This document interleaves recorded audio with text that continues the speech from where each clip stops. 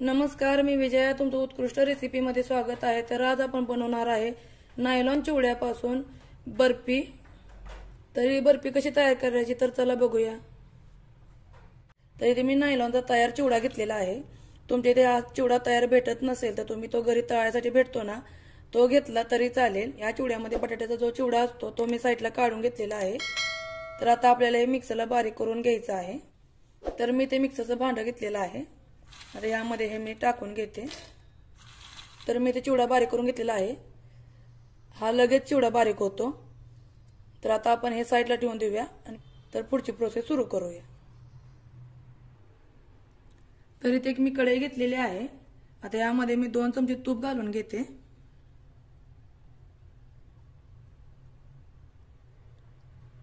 दोन चमचे तूप घालून घ्यायचं आहे. तर या तुपामध्ये जो आपण नायलॉनचा शाबू बारीक करून घेतला होता ना, तो यामध्ये टाकायचा आणि तुपामध्ये चांगलं भाजून घ्यायचं.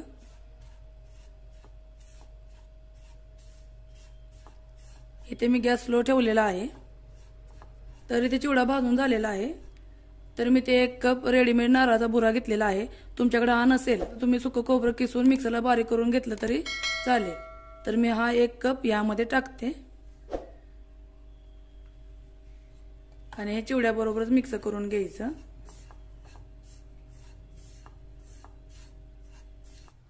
तर हे दोन्ही पण चांगले भाजून झालेले आहेत. तुम्ही पाहू शकता इथं कलर चेंज झालेला आहे. तर आता यामध्ये मी 1 कप दूध घालून घेते. इथे मी 1 कप दूध घेतलेलं आहे, ते मी यामध्ये घालते.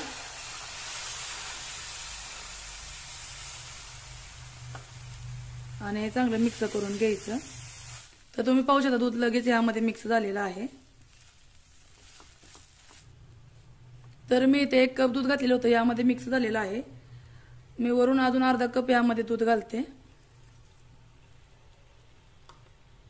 आणि यामध्ये मिक्स करून घ्यायचं.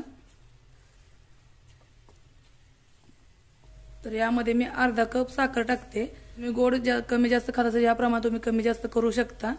इथे मी अर्धा कप साखर घेतलेली आहे. तर तुम्ही घरी तळलेला शाबू घेतला असेल तर त्यामध्ये जरा साखर जास्त लागेल, कारण हा चिवडा जरासा गोड असतो. त्यामुळे मी यामध्ये जरा कमी साखर वापरलेली आहे. आता ही साखर यामध्ये मिक्स करून घ्यायची. तर आपले ते जास्त करून कुणाला नायलॉन शाबू आवडत नाही. जर तुम्ही अशा प्रकारे तुम्ही बर्फी केली, हे त्यांना कळणारही नाही नायलॉन शाबू पासून केलेले आहेत ते.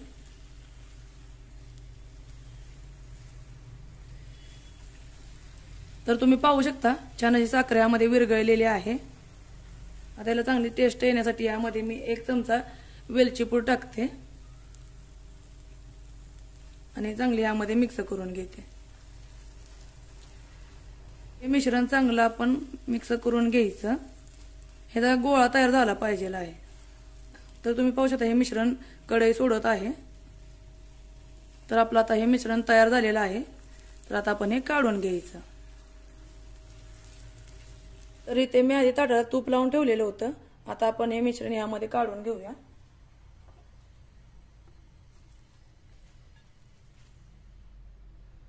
तर हे मिश्रण या ताटामध्ये पसरवून घ्यायचं. तर इथे बर्फी सेट करून झालेली आहे. तर आता यावर आपण काजूचे काप घेतलेले आहेत यावर आपण टाकून घेऊया. हे असे बदाम यावर टाकून घेतले आणि यावर मी पिस्ता पण टाकून घेते.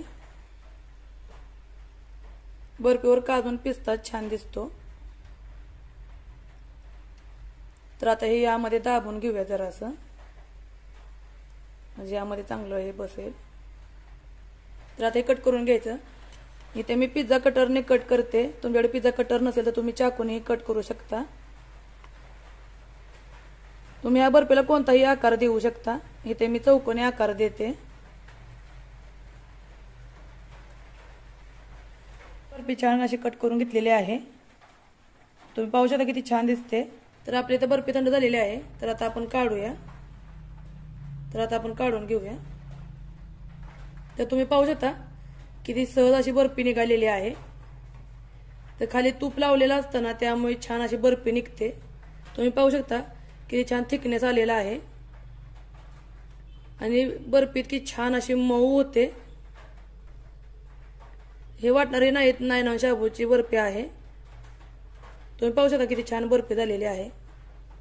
तर आता आपण हे काढून घेऊया। तर नायलॉन चिवड्याची बर्फी तयार झालेली आहे। तुम्ही पाहू शकता किती छान दिसते आणि किती मस्त झालेली आहे। तर नक्की तुम्ही ट्राय करा, कशी झाली मला कमेंट मध्ये सांगा।